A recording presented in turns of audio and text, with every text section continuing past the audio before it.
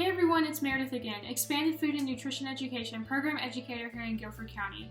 This week I'll be talking about the nutrition facts label and how to use it to make the healthiest choices. Next week we'll talk about food safety, how to properly prepare and store your foods once you get them home from the store. Check out the comments for a recipe of a healthy alternative to one of our fried favorites. Looking at a nutrition facts panel without knowing how to interpret it can be pretty intimidating. So let's go through some of the information you can find on a typical nutrition facts panel. The first thing you will see in the nutrition facts is the serving size. This is the amount of the specific food item that's represented in the nutrition facts. The serving size frequently represents the recommended amount of a food item you should consume in one sitting. On that note, it's important to realize that serving size does not always represent portion size. Portion size is the amount you actually consume in one sitting. And let's be honest, sometimes the serving size is not realistic considering how much we actually eat at once, so this is important to consider when choosing our foods. This section also includes how many servings are in one container, which can be helpful when planning for recipes. Calories per serving can be found in bold in the next section. Calories give us an idea of how much energy we'd be getting from a food or drink.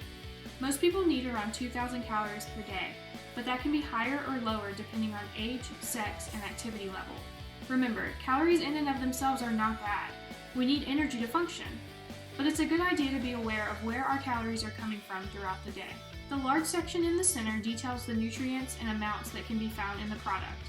We want to choose foods that are low in saturated fat, trans fat, sodium, cholesterol, and added sugars, and high in nutrients like fiber, vitamin A, vitamin C, calcium, and iron. To figure out if a food is a good source of a nutrient, we'll look to the right of this large section to the daily value percentages. These tell us what percentage of daily recommended intake of a particular nutrient this product provides based on a 2,000 calorie diet. So, similar to calories, some of us need more or less of some nutrients. For example, one serving of this food gives us 20% of our daily recommended intake of added sugars. This product is a good source of added sugars. Since we want to limit our daily intake of added sugars, this might not be the healthiest choice. One trick to remember how to understand the daily value percentages is the 5-20 rule. A daily value percentage of 5% or less means that product is a poor source of that nutrient. More than 20% means it's a good source for that nutrient. Pause the video and see if you can find a product that is a good source of calcium. Let me know what you think down in the comments. The last part of a food label is the ingredients list. It's typically included right below or beside the nutrition facts panel. The ingredients tell us what's in our food or drink. Each ingredient is listed based on weight from largest to smallest, so if the first ingredient of a product is sugar, that food or drink contains a lot of sugar and probably isn't the healthiest choice. The ingredients can be useful when trying to figure out if a product is a whole grain, if there are added sugars or sweeteners in a product, or even how processed an item is. Typically, shorter ingredients lists indicate less processing. So let's put this new knowledge to the test. Put your answers down in the comments. Pause the video and identify which product is the best choice if I'm trying to reduce saturated fat. Which product is the whole grain?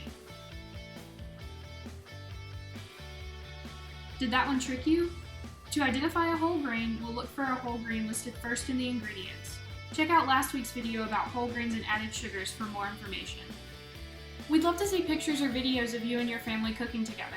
Feel free to try out the oven-baked chicken nuggets I've included in the comments.